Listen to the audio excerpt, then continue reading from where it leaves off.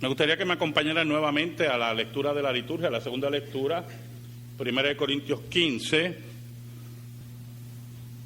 versículo 45 en adelante, y vamos a tocar unos aspectos interesantes que presenta el apóstol Pablo. Saben, hermano, hay personas, y yo creo que a la mayoría de ustedes le ha pasado lo que voy a narrar, más que a otros, cuando usted está en una posición de adjudicar, ¿verdad? Tiene que pasar juicio y adjudicar, pues le va a pasar en una forma frecuente lo que le voy a narrar. Hay personas que nosotros creemos que conocemos, pero no las conocemos. Hay personas que hacemos juicios de ellas por lo que nos han dicho. Todavía hay creyentes, ¿verdad?, que cometen ese pequeño error. No se dan la oportunidad de conocer a X o Y persona porque ya le han creado unos prejuicios sobre ellas. Posiblemente hay algunas que esos prejuicios sean justificados. Si usted tiene una nube de testigos que le dice a usted, no confíes en tal persona porque le hizo esto a aquella, y le hizo esto a aquella, y le hizo esto a aquella, y es una nube de testigos, pues sería usted un poco ingenuo, ¿verdad?, en confiar en esa persona. Pero otras no tenemos los elementos posiblemente para hacer juicios correctos. Y si somos personas maduras, personas que pesamos las opiniones, pues nos damos la oportunidad de conocer a esa persona independientemente que X o Y persona haya emitido unos juicios, porque usted ya los pesó y se dio cuenta que son juicios por envidia, juicios por mala fe, y usted se da cuenta que no hay una base real. Ahora, en el aspecto religioso es mucho más difícil, porque la religión siempre va a marcar en nuestras mentes unos conceptos que nosotros aceptamos como verdades absolutas. Y por lo tanto, si aceptamos esas verdades absolutas, todo aquel que viene a hablarnos en contra de nuestra formación religiosa, pues hay cierta incomodidad, y esa incomodidad va en grados, ¿verdad? Por ejemplo, si alguien viene a hablarme mal de los presbiterianos y me dan unos datos, yo le digo, eso es verdad. Y si quiere retarme mi fe y me preguntan, ¿y por qué tú estás ahí?, yo puedo decirle, bueno, porque yo sigo a Cristo, que yo sepa. Si me hablan mal de Cristo, ya hay otro problema. Pero de seres humanos, pecadores. Por lo tanto, usted, en esa religiosidad, se espera que usted depure esa fe, ¿verdad? Y que su fanatismo, si cabe, sea en relación a lo divino y no lo humano. Ese era el problema que tenía el apóstol Pablo, hermano. Ese es el problema profundo que tenía el apóstol Pablo. El dilema que tenía. Oramos. Dios verdadero, tú que vives en luz inaccesible, tú que ningún hombre te ha visto ni te verá jamás, yo vengo ante ti en el nombre de Jesucristo para darte gracias por el gran privilegio de exponer tu palabra. Bendice a mis hermanos para que estén receptivos a la palabra de Dios. Perdona mis pecados y escóndeme bajo la sombra de la cruz para que tú seas proclamado. Ayúdame, Señor, en esta hora. En el nombre de Cristo. Amén y amén. El dilema del apóstol Pablo es que consideraba a Jesús, escuche bien, consideraba a Jesús un simple falso maestro, un ser humano como cualquier otro que había engañado a un grupo de ilusos judíos y que afectaban a la religión del Dios verdadero, que era la religión de Israel. Por lo tanto, el conocimiento, el leve conocimiento que tenía el apóstol Pablo de Jesucristo, de Jesús, porque los judíos no le llamaban Cristo, le llamaban Jesús. Era un conocimiento de un Jesús terrenal, un hombre que había caminado por Palestina y que por lo tanto había creado un revuelo con la religión de nuestros padres, con esta herencia de Abraham, y que teníamos que parar con la espada en el pecho. Pero un día Pablo tuvo un encuentro ya no con el Cristo terrenal, el Cristo que había caminado por Palestina, sino el Cristo exaltado.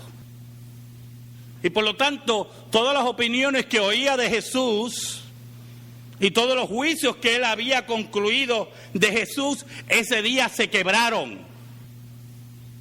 Ese día se hicieron añicos. Porque el simple hombre que él creía que era Jesús, no era así. Ese día él comprendió que el Cristo que él perseguía a través de la iglesia, el Jesús que él perseguía a través de la iglesia, era el Cristo exaltado que había vencido la muerte. En ese momento, el apóstol Pablo quedó desarmado, completamente desarmado, ciego y con muchas interrogantes. Por lo tanto, el Cristo que él había creado por los prejuicios, por las envidias, por la criminalidad del Sanedrín, esa mafia que hablamos el viernes pasado, no era el Cristo que él se encuentra hacia Damasco. Esto lleva al apóstol Pablo a comenzar a recibir posteriormente revelaciones de ese mismo Cristo, del Cristo exaltado, del Cristo que venció la muerte. Y es importante, desde el punto de vista estrictamente histórico, que usted entienda que el cambio en la vida de Pablo, un hombre que perseguía a la iglesia, que respiraba muerte por los discípulos de Jesús, que estuvo presente cuando Esteban fue apedreado y ante sus pies se tiraron las ropas de Esteban. Desde el punto de vista estrictamente histórico, hermano, solamente un encuentro con el Cristo resucitado hace cambiar a un hombre como a Pablo. Un hombre con prestigio, con educación, con respaldo político de Israel y que respiraba, como dije anteriormente, muerte contra los cristianos, un día decide hacerse cristiano. Solamente, y es la única explicación plausible, porque si usted me dice, pero para él fue cómodo porque después que se hizo cristiano, se llenó de riquezas, se llenó de propiedades, se llenó de mujeres, así cualquiera se hace cristiano, pero fue todo lo contrario. El apóstol Pablo, Saulo, que se convirtió posteriormente en el apóstol Pablo, lo menos que tuvo en toda su vida fue dinero, lo menos que tuvo toda su vida fue propiedades, y lo menos que tuvo en su vida fue una vida licenciosa. Fue una vida de persecución, fue una vida de la muerte, le respiraba todos los días detrás de la oreja, rechazado, apedreado, y se mantenía firme siguiendo al Cristo exaltado. Por eso es que yo no me explico, se me hace muy difícil explicar cómo creyentes en este siglo XXI, con unos beneficios sorprendentes de libertades, muchas veces con dinero, sean tan apagados en su fe en Jesús. Y le doy el beneficio de decir que son creyentes, ¿oyó? Le damos ese beneficio, ¿verdad? Decir que son creyentes. Ahora, en las revelaciones que recibe el apóstol Pablo, él nos habla del Cristo exaltado, del Cristo que vence la muerte. Porque la identificación que tiene el apóstol Pablo con Cristo es el Cristo celestial. Sin negar la existencia histórica de Jesús, el apóstol Pablo nos habla de ese Cristo celestial. Y si me acompañan a 1 Corintios 15, yo quiero que veamos el versículo 45. Mire cómo dice 1 Corintios 15, versículo 45.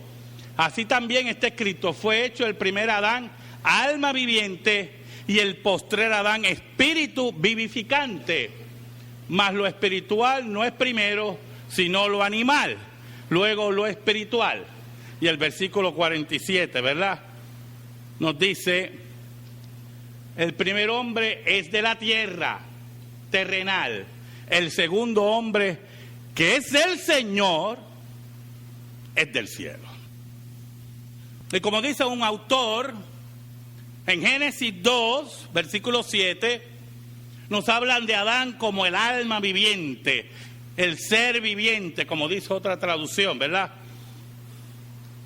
Pero el postrer Adán, dice el apóstol Pablo, no es esa alma viviente, sino el espíritu vivificante. O sea, la existencia de Cristo para el apóstol Pablo, de ese Cristo exaltado para el apóstol Pablo, está unida a ese cuerpo espiritual, a esa vida que Cristo demuestra al vencer la muerte. Ya no es el Cristo débil, el Cristo cansado, es el Cristo triunfante, el Cristo que ya la muerte no lo puede tocar, no lo puede tocar. ¿Y cuál es la implicación para la iglesia de Cristo? Oiga, quienes están unidos por la fe a Cristo, ese es el pensamiento del apóstol Pablo, a ese Cristo resucitado, al Cristo exaltado, aunque vivan todavía en sus cuerpos mortales, un día vencerán la muerte.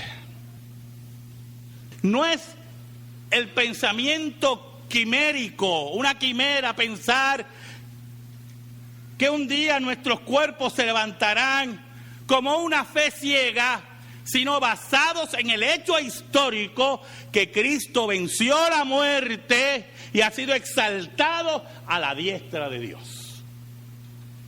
Por lo tanto, la dimensión de la resurrección de Cristo va más allá de ser un evento histórico, sino que es el triunfo total de la iglesia de Cristo.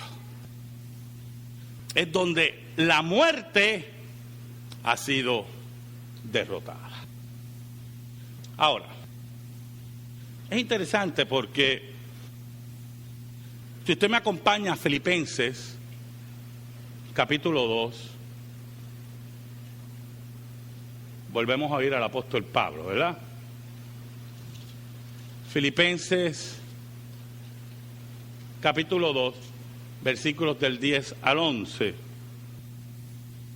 Dice así el apóstol Pablo: para que en el nombre de Jesús se doble toda rodilla de los que están en los cielos y en la tierra y debajo de la tierra, y toda lengua confiese que Jesucristo es el Señor, para gloria de Dios Padre. Es interesante estos dos pasajes del apóstol Pablo, del Cristo exaltado, del Cristo que ha vencido la muerte, se basan en Isaías. Isaías 45, 23, donde Jehová jura por sí mismo que a mí se doblará toda rodilla y jurará toda lengua. La exaltación y el concepto que el apóstol Pablo desarrolla en las revelaciones y en sus estudios lo llevan a afirmar y a identificar a Jesús de Nazaret con la divinidad. Por lo tanto, la resurrección de Cristo no es solamente un pasatiempo de la iglesia para mantenerse viva, sino que la dimensión de la resurrección de Cristo está no solamente en el Cristo exaltado como vencedor de la muerte, sino también su identificación con la divinidad. En pocas palabras, Cristo es aquel que ha vencido la muerte porque es Dios. Y a ese Dios hay que rendirle culto y doblar nuestras rodillas. Por lo tanto, el Cristo del chisme, el Cristo que le habían pintado a Pablo, es el Cristo que ha sido derrotado en su pensamiento por la revelación de Dios. Escuche bien, porque yo siempre voy por esta línea, me desvío siempre por esta línea. Si usted no tiene a ese Cristo, vuelvo a decírselo, está perdiendo su tiempo aquí. Ahí abajo hay un salón de reino por aquí, cerca. Creo que hay una iglesia mormona por acá. Ahí puede estar perdiendo, allí se va a acoplar. Pero el Cristo que se proclama desde este púlpito es el Cristo exaltado que el apóstol Pablo llama Señor sobre todas las cosas. Por eso, si volvemos a Primera de Corintios 15, el apóstol Pablo recalca en el versículo 49 y 50 lo siguiente: y así como hemos traído la imagen del terrenal, traeremos también la imagen del celestial, la iglesia, ¿verdad? La iglesia de Cristo. Pero esto digo, hermanos, que la carne y la sangre, miren qué interesante la posición del apóstol Pablo, no pueden heredar el reino de Dios, ni la corrupción hereda la incorrupción. Ya Cristo no es el ser humano en el sentido de debilidad, en el sentido de la dependencia total del Padre, que camina por esta tierra de Palestina, sino es el Cristo exaltado, donde su cuerpo, aun siendo humano, es un cuerpo espiritual. Lo que nosotros, ¿verdad?, comúnmente llamamos el cuerpo glorificado. El cuerpo glorificado. Ahora, en todos los aspectos, el apóstol Pablo quiere recalcar al Cristo exaltado. En 1 Corintios, capítulo 16, el versículo 22, mire cómo dice el apóstol Pablo. El que no amare al Señor Jesucristo, sea anatema. Esa traducción, ¿verdad?, Reina Valera, con esa belleza, para no ofender a muchos. Mire, el que no quiera a Jesús, dice el apóstol Pablo, sea maldito. Así de sencillo es esto. Si alguien viene y le dice a usted, está bien, tú amas a Jesús y yo amo a...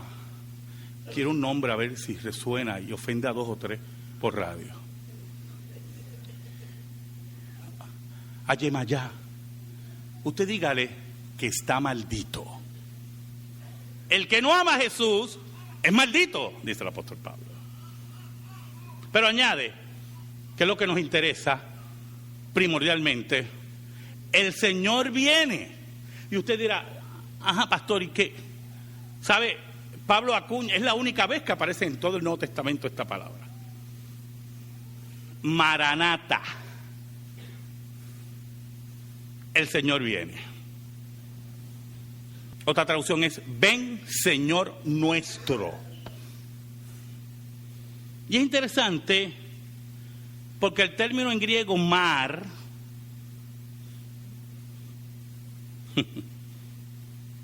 usted lo encuentra también en la liturgia, los estudiantes míos de patrología, en la Didaché, en el capítulo 10, sección 6, se utiliza también el término mar como algo ya litúrgico. Mire qué interesante, ya en la liturgia primitiva de la iglesia se proclamaba el Cristo exaltado. Pero aún más, y vamos a complicar esto, es el término que utilizaba la comunidad de Qumran, los esenios, para hablar de Jehová, aplicándole el Shaddai, Mar Shaddai. Y Pablo lo recoge y se lo aplica a Jesús, al Cristo exaltado, al Cristo que ha vencido la muerte. Es el Cristo que él conoce. Ahora, si usted va conmigo a Romanos 1:4, Romanos 1:4, el apóstol Pablo nos dice, mire cómo nos dice el apóstol Pablo, hablando de Jesús, que fue declarado Hijo de Dios con poder, según el Espíritu de Santidad, por la resurrección de entre los muertos. Por la resurrección de entre los muertos. ¿Qué significa, verdad? No significa que Jesús comienza a ser el Hijo de Dios después de la resurrección. No es eso. No es eso. Porque todos sabemos que Cristo es el Hijo de Dios. Siempre fue el Hijo de Dios. Por eso, como Pablo dice en Gálatas 4:4, Dios envió a su Hijo nacido de mujer. Por lo tanto, ya era Hijo de Dios antes de la resurrección. ¿Y qué quiere decir el apóstol Pablo? Que Cristo fue declarado Hijo de Dios con poder, según el Espíritu de Santidad, por la resurrección de entre los muertos. En su vida terrenal, para que usted vea el Cristo que conoce el apóstol Pablo, en su vida terrenal, Cristo era Hijo de Dios en debilidad, en dependencia. Aquel hijo de Dios que se cansaba. Aquel hijo de Dios que tenía sed. Aquel hijo de Dios, para los jóvenes que me escuchan por ahí, los jóvenes y los niños que me escuchan aquí, ese hijo de Dios que estaba sujeto a sus padres, sujeto a sus padres. Pablo lo compara como el Hijo de Dios resucitado. Ya no es el Hijo de Dios en debilidad, es el Hijo de Dios, como dice Pablo ahí, con poder. El que venció la muerte. El Hijo de Dios que nos dijo en 1 Corintios 15 que tenía el cuerpo espiritual, el Cristo exaltado, el que fue resucitado por el Espíritu con poder, declarado Hijo de Dios con poder. Y ese Hijo de Dios es que el apóstol Pablo dobla sus rodillas. Y es algo importante que tengamos en mente siempre, hermano. Siempre, hermano. Porque Pablo no iba a doblar sus rodillas ante ningún ser humano cualquiera. Pablo iba a rendir su vida al Cristo exaltado. Al Cristo que ha sido declarado Hijo de Dios con poder por la resurrección de entre los muertos.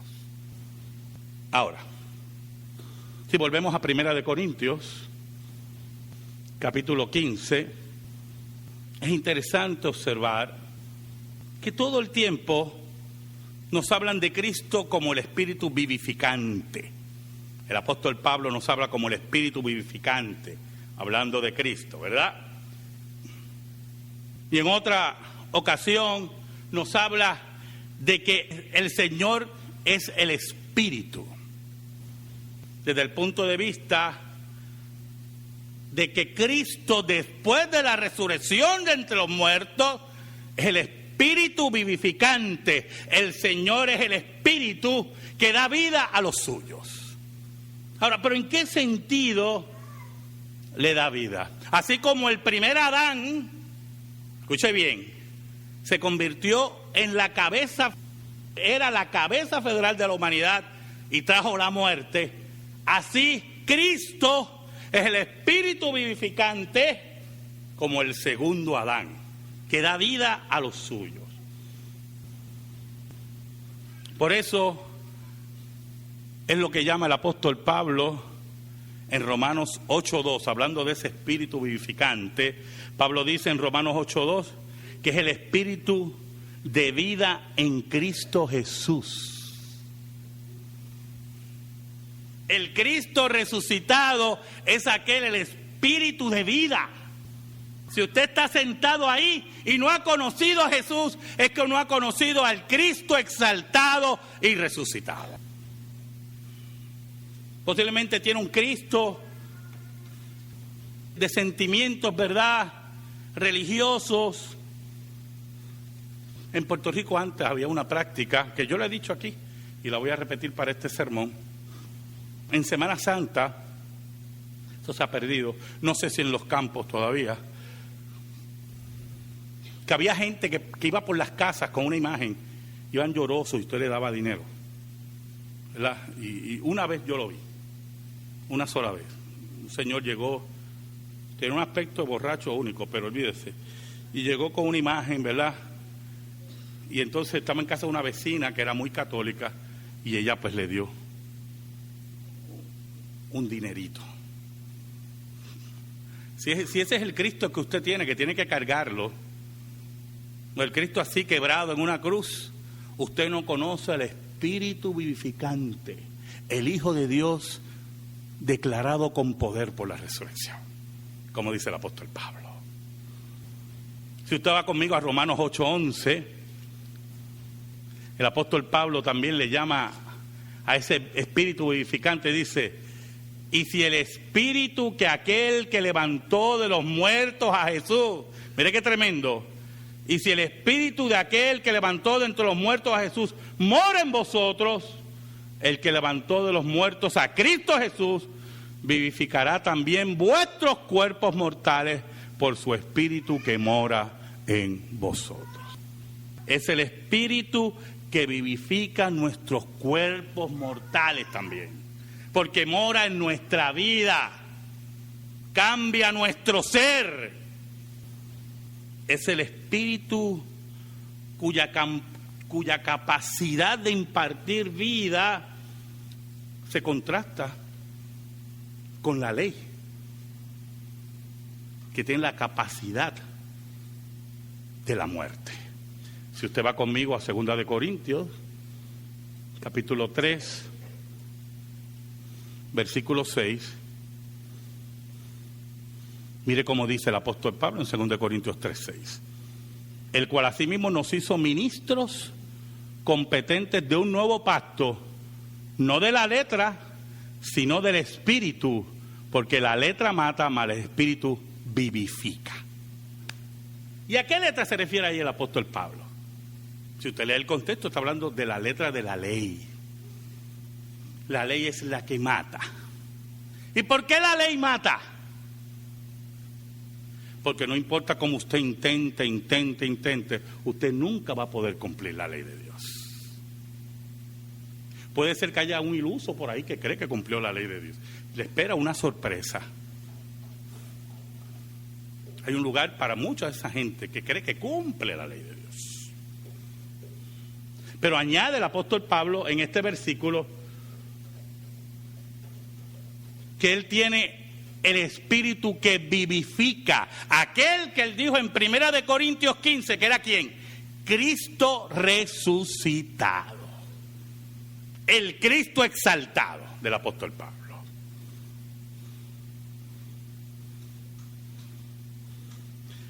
Ese mismo Espíritu que da vida es el Espíritu que renueva nuestra existencia día tras día, aunque nuestro cuerpo se esté desgastando.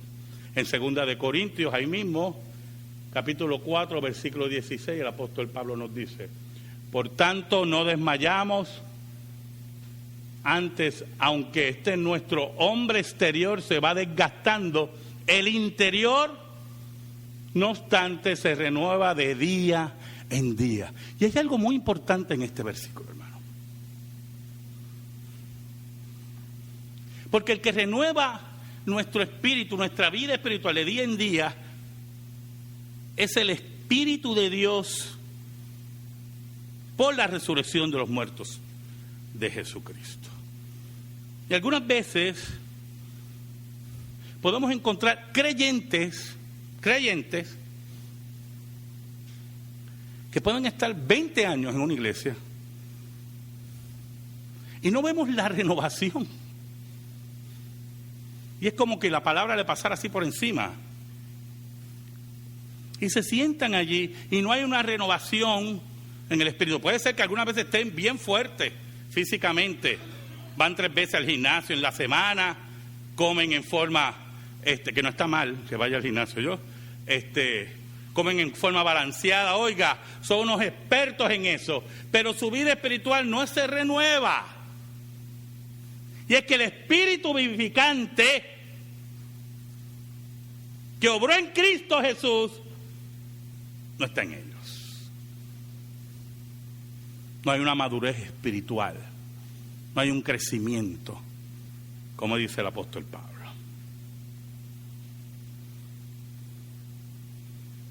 Ahora, también el apóstol nos dice que ese espíritu vivificante, ese espíritu, es nuestra garantía para el día final. Si usted va ahí mismo, 2 Corintios 5, versículo 5, el apóstol Pablo nos dice: mas el que nos hizo para esto mismo es Dios, quien nos ha dado las arras del Espíritu. La palabra arra es garantía.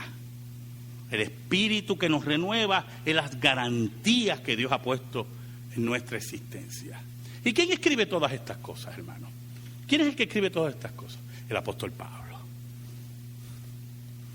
Pablo se encuentra con el Cristo exaltado y lo llama Espíritu vivificante Y no solamente como un título teológico, sino también como una renovación total de la iglesia de Cristo y de todos aquellos que doblan sus rodillas, como dice en Filipenses, aquel que es Señor, aquel que es el Señor que viene, Maranata. Por eso el apóstol Pablo recalca que aquel que no tiene el Espíritu de Cristo, mire cómo dice, el Espíritu de Cristo no es de él. Ahora, si usted vuelve conmigo a 1 Corintios 15, las garantías espirituales de ese espíritu vivificante que está renovando nuestro ser porque Cristo venció la muerte, nos llevan a una garantía histórica. En el versículo 53 del capítulo 15 de 1 Corintios, el apóstol Pablo dice: porque es necesario que esto corruptible se vista de incorrupción y esto mortal se vista de inmortalidad. Mira el término que utiliza, es necesario, necesario. ¿Por qué el apóstol Pablo dice que es necesario? Todo esto es una cadena.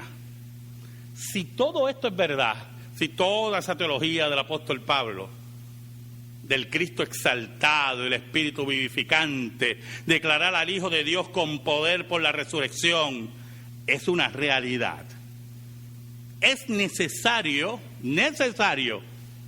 que la muerte vea su muerte.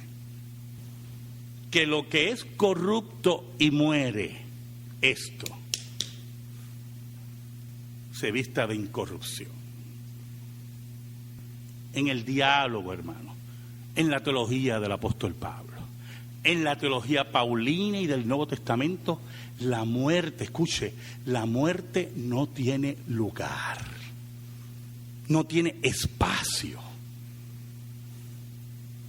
El versículo 54, el apóstol Pablo dice: y cuando esto corruptible se haya vestido de incorrupción y esto mortal se haya vestido de inmortalidad, entonces se cumplirá la palabra que está escrita: sorbida es la muerte en victoria, absorbida, destruida en victoria. Y como le he dicho anteriormente, en el pensamiento cristiano, en el pensamiento del apóstol Pablo, en la victoria de la tumba vacía, no cabe conceptos de pensar que somos un polvo cósmico. Y mira, mi abuelito se murió y ahora es un polvo cósmico y está con todo el universo. Esa basura no cabe dentro del diálogo cristiano. O usted está, los otros días leí una esquela, se había muerto alguien. Yo tengo la costumbre de leer las esquelas, ¿oyó? Siempre abro el periódico a ver cuántos enemigos de la cruz se mueren. Y es en serio, no estoy bromeando.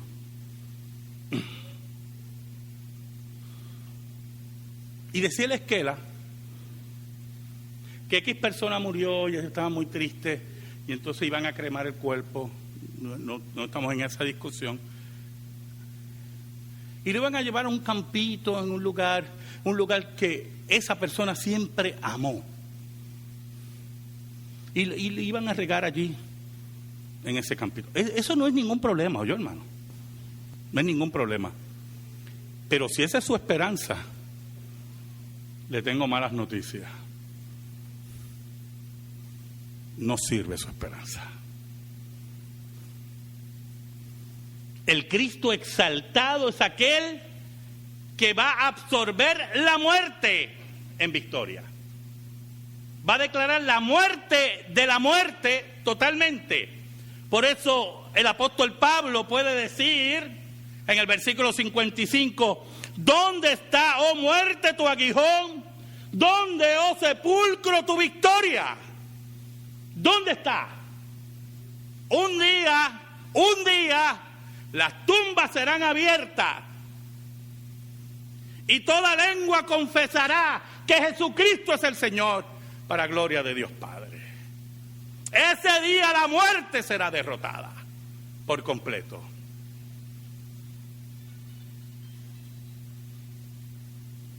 Por eso el versículo 56 nos dice: ya que el aguijón de la muerte es el pecado y el poder del pecado la ley, mas gracias sean dadas a Dios que nos da la victoria por medio de nuestro Señor Jesucristo. ¿Y por qué por medio de nuestro Señor Jesucristo?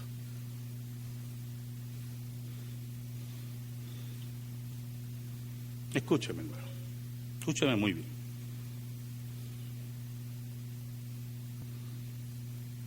Y entiéndame bien. Cuando perdemos un ser querido,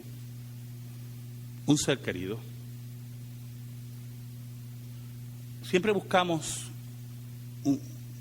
un apoyo, ¿verdad?, en alguien que nos permita llorar, sacar esa pena. Y posteriormente esa persona, pues usted tiende a alabarla. Eso me incluyo yo, ¿oyó? Porque fue mi apoyo en esa hora. Y eso no es ningún problema, eso es excelente. Y entre los creyentes, aún más.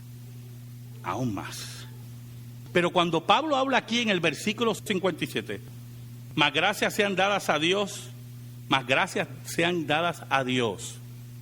gracias a Dios, agradecimiento a Dios, que nos da la victoria por medio de Jesucristo. Pablo nos habla del Cristo exaltado que venció la muerte. Y así como Cristo venció la muerte, por medio de Él, nosotros venceremos. Al final de nuestro camino, nuestra única confianza y nuestro único hombro va a ser el Maestro.